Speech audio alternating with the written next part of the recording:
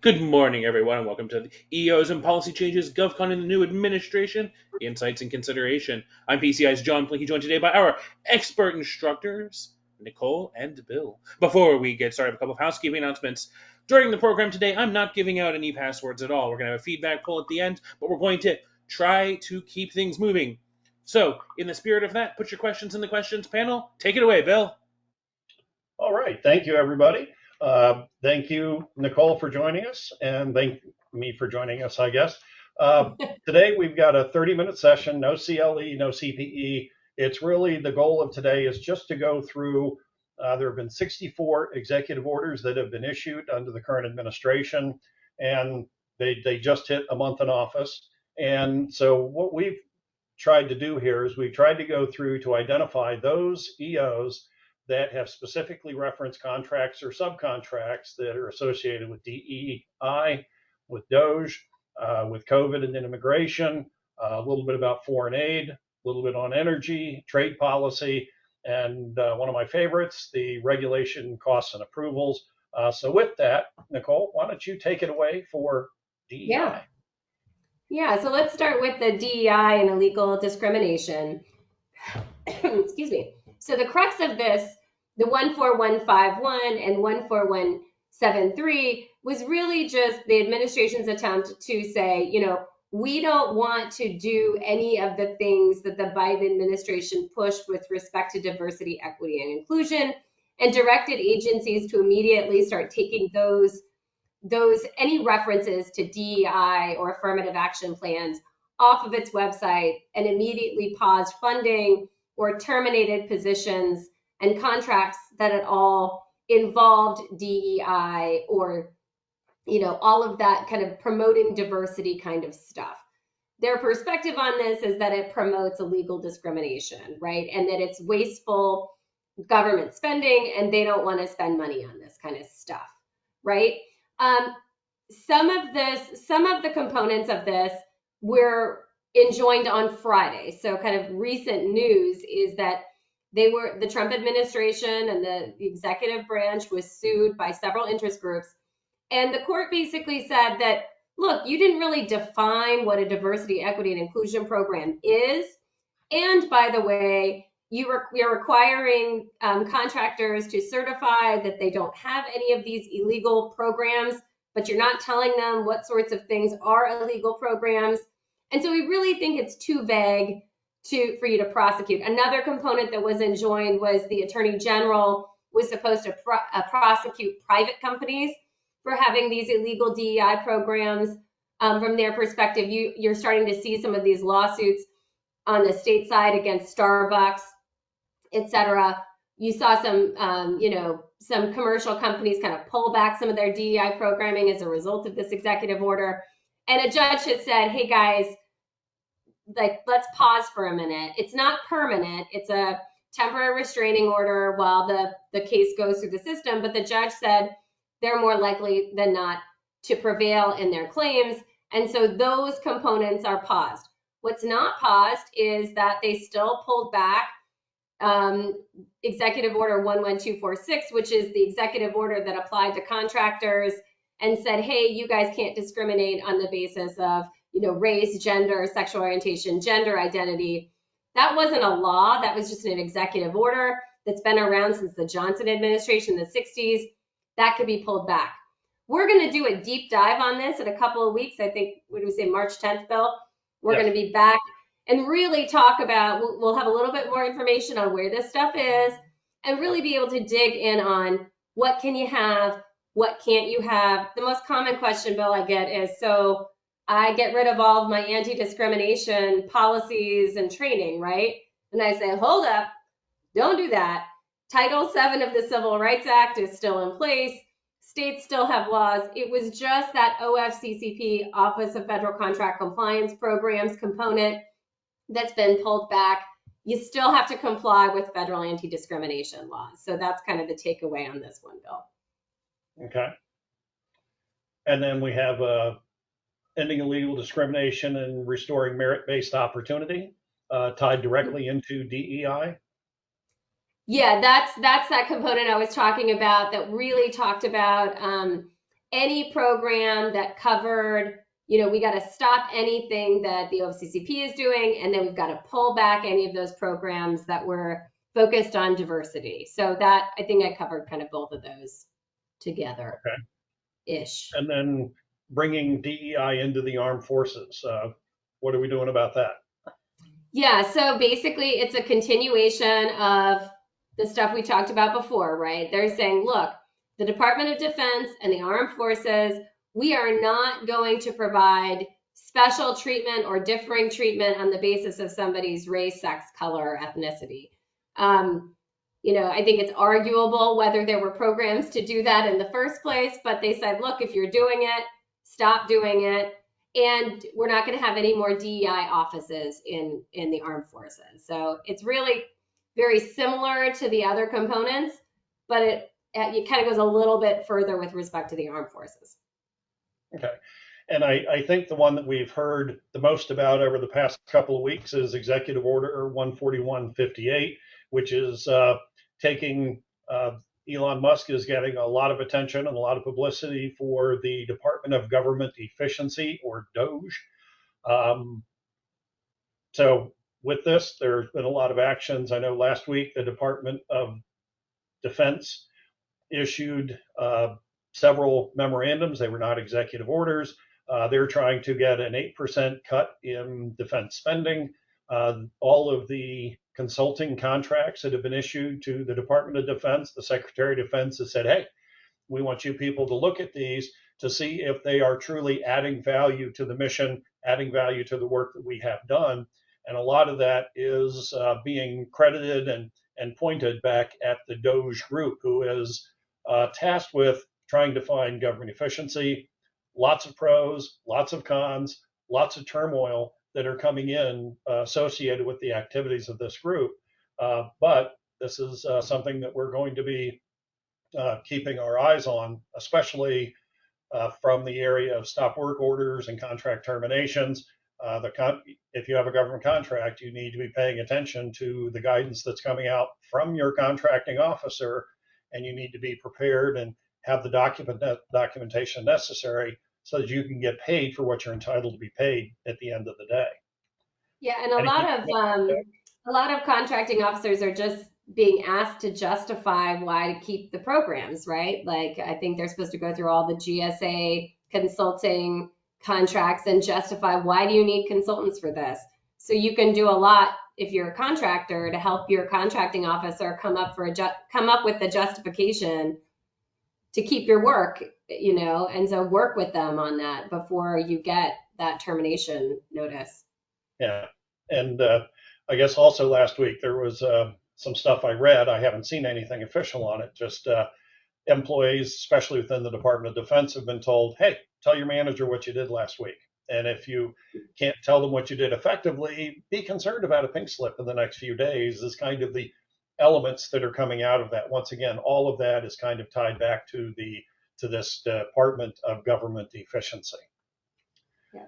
Okay, well, what about COVID? That's old stuff, right? We don't have COVID anymore. Well, yeah, I think that's why they're basically saying, look, we don't need these executive orders anymore. They were never officially pulled back by the Biden administration. The Biden administration really wasn't pushing these anymore, but they were still, quote unquote, on the books. No one had ever pulled them back officially. So the Trump administration is saying, look, you really don't have to worry about those COVID safety protocols anymore, or the vaccination requirements. Again, the Biden administration had said they weren't going to enforce the requirements, but they never actually revoked the EOs. So the Trump administration has now done that officially. So if you still have that vaccination policy on the books, you might want to take another look at it. Again, there are certain circumstances under which private employers can require certain vaccinations, but you have to meet certain standards to do that. So you should take another look at those requirements if you're still enforcing them. Okay. And what about immigration? I'm going to throw that one into your mix as well. So this was probably one of the earlier, he kind of signed a lot of these within like a 48-hour period, but everyone expected the immigration executive order to hit very early on in administration, and basically say, look, you should take all of your available resources and really push deportation of anybody that's not here legally, right? And so the Attorney General and the Secretary of Homeland Security are supposed to review all the contracts, make sure that they're necessary. Again, that's that highlight on, let's ensure that all of these contracts and agreements conform to the law, there's no fraud, waste, or abuse, and they're promoting or facilitating violations of the immigration law. So we're really trying to push all of these contracts and all of this funding to do to carry out the goal of the administration, which is to deport as many people that are here illegally as possible. It also has a pause of funding, you'll see on there. So if you're not consistent with this goal, then they want to pause the distribution of any further funds related to those programs, because they want to make sure that all of the programs align with their funding. And of course, they're going to terminate any agreement that they think is not aligned with that or is abusive, right? So there are some pending cases out there right now. We haven't seen a TRO on this one yet, or temporary restraining order stopping it, but there are some pending cases. There's like this kind of standoff between the executive, legislative, and judicial branch about, well, if Congress already said that they want you to do A, B, or C, and they already give you funding for it, you have to do it. And the administration is saying, wait a second, we get to just evaluate whether we think these programs actually do align with the law. So a lot of what you're seeing is, again, those justifications for, is your program tied to a specific law or regulation? Do we have to do it? Help them provide that justification, right? That's how you're going to keep that contract. Otherwise, we're going to continue to see those contract terminations. Okay. And I mentioned the DOJ was one that we've heard about a lot over the past couple of weeks, one that we heard about a lot of in the first 2 weeks of the administration, dealt with foreign aid. The USAID department, all of the grants for money that was going for spending overseas was halted, and there was a great deal of flurry of activity. We had several clients who had USAID contracts, and basically their work went from an uphill slope to zero immediately. And so there was a lot of concern with this. And there was some very broad guidance that was being issued by the USAID team that was identifying, okay, we're going to stop the funding, we're going to evaluate it, we're going to look at these things. So this was, I think, one of the things that had a significant impact for the first couple of weeks. Yeah. There is go ahead, there's a partial injunction on this, so. Yep. So a judge stepped in, I think, a couple weeks ago now, although time is really weird these days. It feels maybe it was just a week ago. But a judge basically said, look, these are statutorily mandated programs. You can't just suspend all foreign aid, and ordered the reinstatement of some of the foreign aid. Now, there is an ongoing dispute with the administration about how far that TRO went. They're going to haggle that out in the courts. That doesn't mean that, that all of the USAID contracts are going back to USAID and going back in the building, because I know, Bill, my clients haven't had their suspensions lifted yet. USAID is still going to be under the Department of State at this point in time. They're also arguing about whether or not they can actually do that, because Congress said it had to be a separate entity. So they're still kind of haggling about those things. But some of the department's programs have come back online. And so we'll have to see kind of how that litigation plays out. That is not helping contractors that had big USAID contracts, right? And laid, I know I have contractors lay off thousands of people. So those folks, that this is no consolation to them right now, but they are evaluating those programs. And we did have a question come in from Rich. and it's kind of tied to this. Does Congress specifically allocate funding to the things we're hearing in the news? If not, who gets to choose the subprograms, which subprograms to do? Right. So it depends. There are some statutes that and appropriations that specifically call for some of these programs and funding. There is a dispute between the administration and Congress about whether the difference between a law and an appropriation. So a law is when Congress passes a specific law that says, for example, we're going to establish a separate entity to handle foreign aid. That is in a statute. It's supposed to be a separate entity.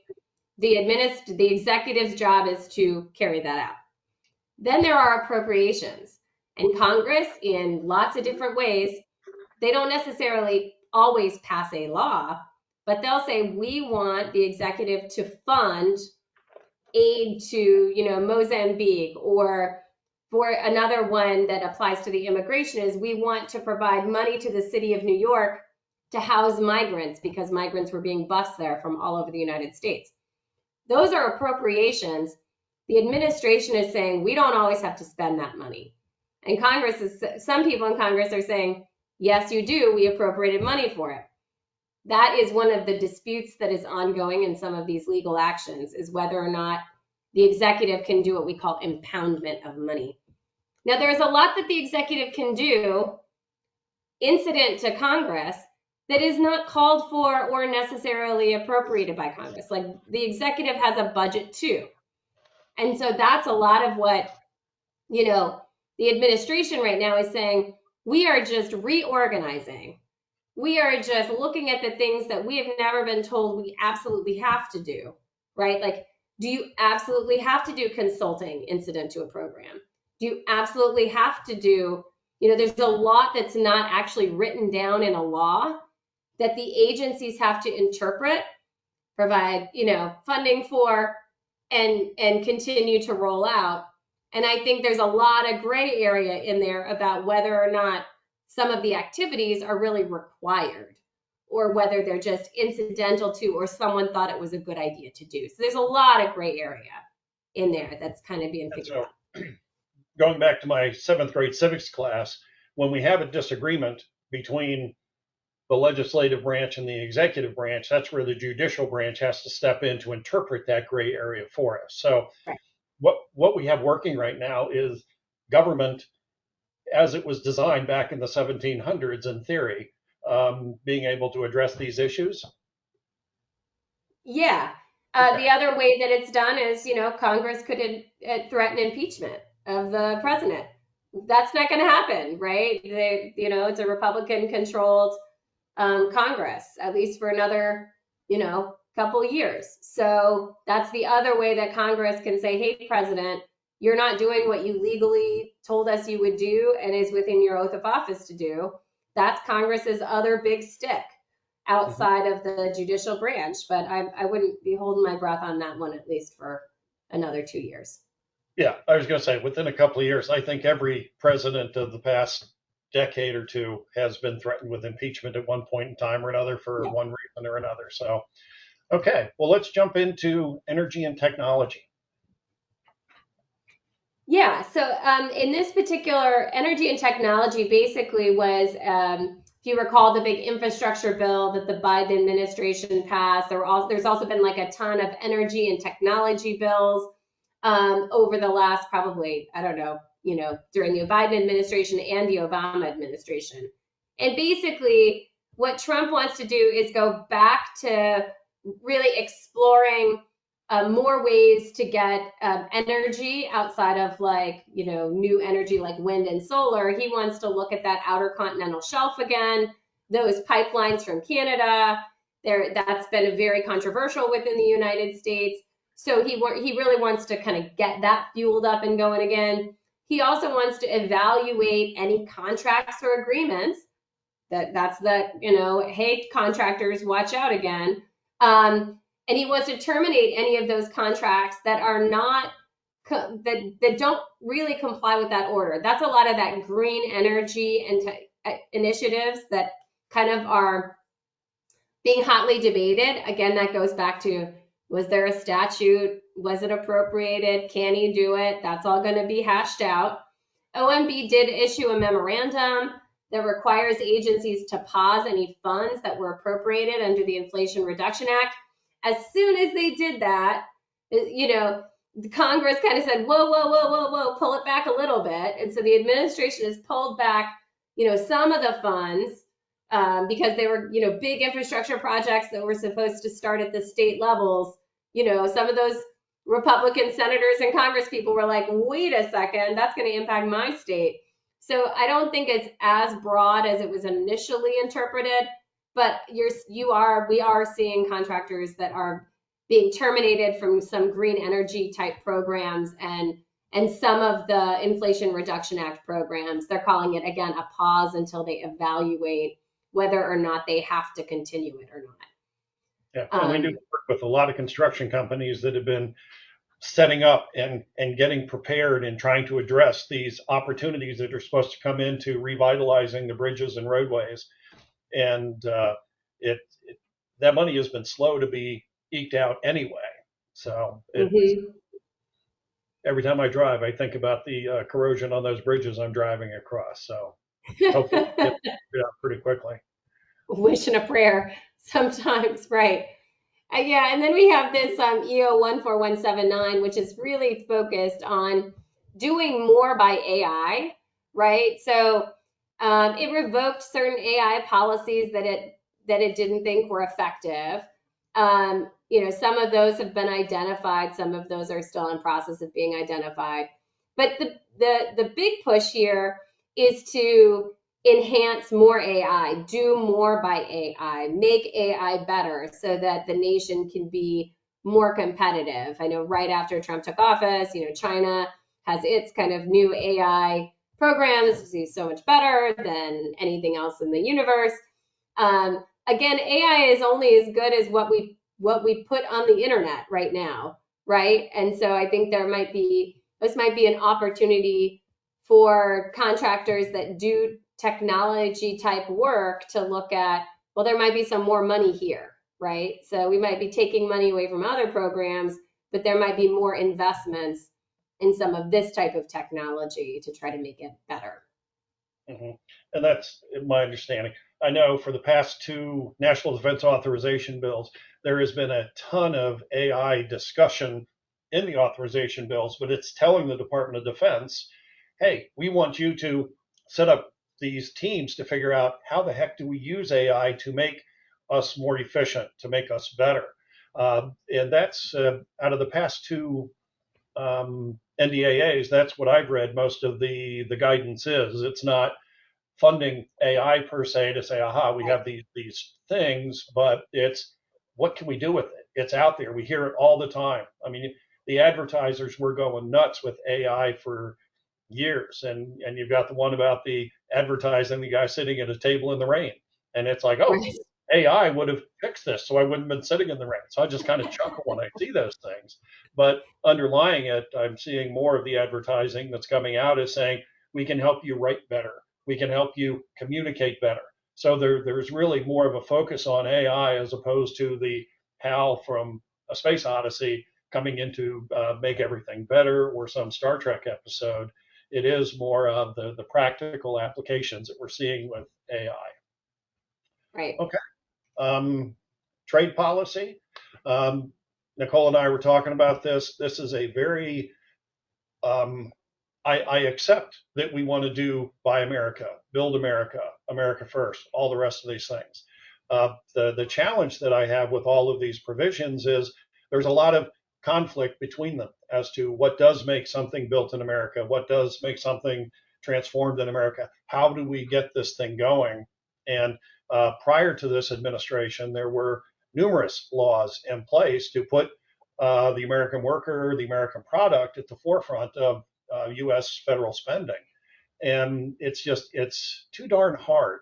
So I do hope that we can find a way to straighten this out. But I think that what this does is it really says, hey, let's look at our international trade agreements. Let's take a look at where we can get these agreements and get these things in place to make it better for all the citizenry here in the U.S. Yeah, and what's going to make things more expensive for Americans? I think there's a lot of consternation about, just economic, reasonable people disagree about economic policy and what costs get, passed on to American consumers. Does this help with inflation, which we know is a big issue during the election generally? So we'll have to see what they do with this America First trade policy that may or may not be that different from prior administrations. Yeah. But I think the theme of America First has been consistent through the past many administrations.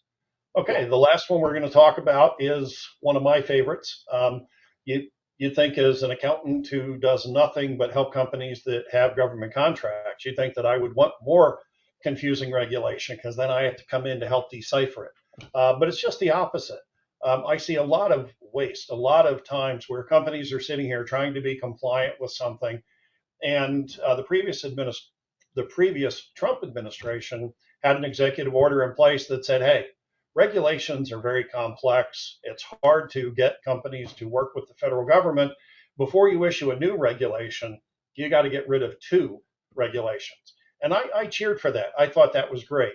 The current executive order says it's increased that by a factor of 5. You want to put 1 new regulation in place, you got to get rid of 10. So it's going to be very interesting to see how this works. But when we take a look at this, as long as I've been involved in government contracting, I got started in the 1980s. And back then we had the Blue Ribbon Panel and we had the Federal Acquisition Streamlining Act. We had the Section 809 panel. There have been a lot of these elements that have come into place in my career. And prior to my career, we had the Truman administration. We had lots of people looking at how the government spends money. And so here, it's like, let's get rid of some of this bureaucracy. When I first started, there was a study that was done by Coopers and Lybrand, a big 8 CPA firm at the time, that identified that for every dollar the Department of Defense spends, they spend 72 cents on compliance. And it was like, wow, that's a lot of money to be spent for these oversight activities. How can we do better with less? So the deregulation part of this, I think, is great in terms of making it simpler for more companies. I've dealt with a number of companies who said, hey, we want to get into working with the federal government. What do we need to do? And by the time we talk about the costing pricing, cost accounting standards, labor requirements, all the rest of the stuff, they're like, no, thank you. We don't want to get involved in that. So the government does lose some opportunities. So Yeah. okay. Yeah, and I think just to do a few takeaways for, if you're a contractor out there, again, start anticipating questions about whether or not your program is justified somehow. Work with agencies, and if you do get a termination notification, make sure that you have a separate charge code set up for all of your activities that are incident to your termination. Make sure you're tracking those costs separately and in real time. And considering, there are some avenues under, termination for convenience is broad, but it's not absolute. So, you work with your counsel to determine whether or not you need to push back or can push back. We've seen many, many more contracts get terminated and then reinstated than I think I've ever seen in my career. So it's worth kind of talking to your contracting officer. It may come back online. And if it doesn't, keep track of those costs and get your T for C proposals in quickly, because there's going to be a flood of them and it's going to be hard to process to do that promptly. Oh, absolutely. And as we said, today we're just kind of hitting the executive orders that touch on contracts. And so we've gone through the ones that have specifically mentioned those. In 2 weeks, we will be back and we'll be talking about the specifically the ones that are impacting the labor, the staff, the people that you have going.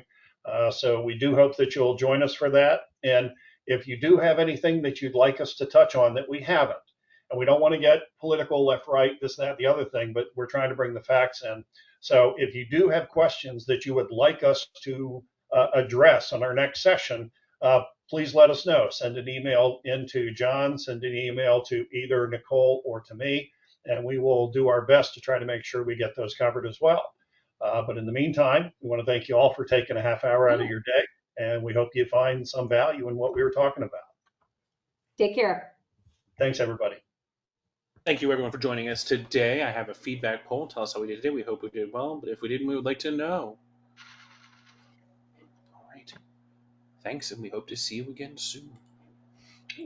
I like all the little thumbs up and hands clapping at the bottom there. I didn't notice those before. Okay.